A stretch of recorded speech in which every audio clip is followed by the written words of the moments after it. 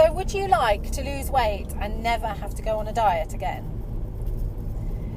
Well, the principles that I teach with my 28-day healthy eating challenge is around just doing that, is learning how you can control your cravings, how you can gradually lose weight, or slowly if you need to lose weight, or maintain weight, or even put on weight by following the principles of the plan that I work to. So it really isn't rocket science, and once you get the principle, it's very easy then to extend the range of foods that you want to eat. So yes, you can juice, you can do all the sort of fancy things that you want to, but actually one of the things that is great about the way that we work within the challenge is that this is just about normal eating and food combining. And once you understand the principles of combining food so that it releases slowly into the system, therefore it controls your blood sugar, therefore it controls your weight, it controls your craving, it controls your appetite, your portion sizes generally become smaller, your overall health improves, and eventually you will get to the weight that you want to be, whichever way it is, up or down, and be able to maintain that weight. So if you're following my challenge, then I will have loaded on to the site, or I would have sent you just some principles of glycemic load and glycemic index eating. So what we're looking here to do is to choose foods off that list that are at the lower end. So foods that have a lower glycemic load and a lower glycemic index are generally foods, those two things combined, that release their carbohydrates or sugars into your bloodstream in a slower way. So you'll see that things like hummus has a really low GI and GL, so that's a great choice. But fruits, and particularly dried fruits, have a very high GL score and a high GI score. So you want to eat those in much less smaller amounts. But it's not only about how much you eat, it's also about combining. So for example, nuts are a protein source and a fibre source, or any other kind of fibre. If you put a low GI or GL food with a high GI and GL food, then it balances the two out.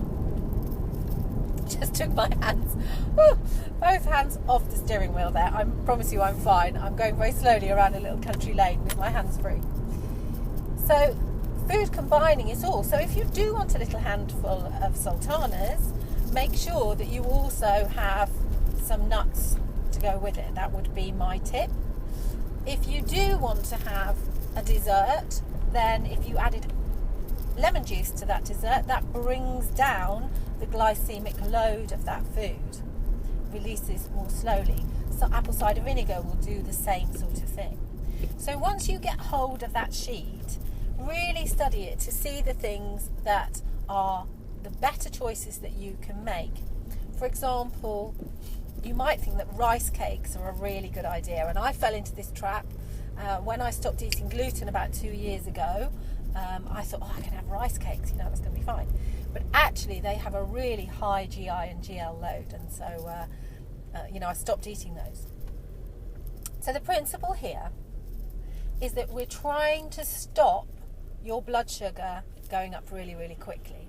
So anytime you have sugar of any sort, it doesn't matter whether it's brown or maple syrup or agave cigarette syrup or whatever it is, as soon as you have any sugar, then it spikes your blood sugar. But your body doesn't know the difference between any type of sugar and a simple carbohydrate like white rice, white pasta, white flour, processed foods, the 9 teaspoons of sugar that are in your orange juice, let alone the ones that are in your Coca-Cola, obviously, which I'm not going to drink anymore, I know. So your body reacts to that in exactly the same way. And what happens when your blood sugar goes up, insulin is produced from your pancreas to bring it back down because it's really dangerous to be up high. But unfortunately, what happens is it brings it down below a steady and normal level. So guess what happens then? Your body says, I don't like being here, so guess what? I need you to feed me. And very often, it doesn't say, I'd like you to feed me a nice ripe avocado. It says, I'd quite like you to feed me a Mars bar. Now, both of those things have very similar calories, but the Mars bar will be delivered its sugar into your system really quickly, whereas the sugar or the carbohydrate content into your avocado is delivered into your bloodstream much slower. And therefore, you don't have this peaks and troughs constantly going on.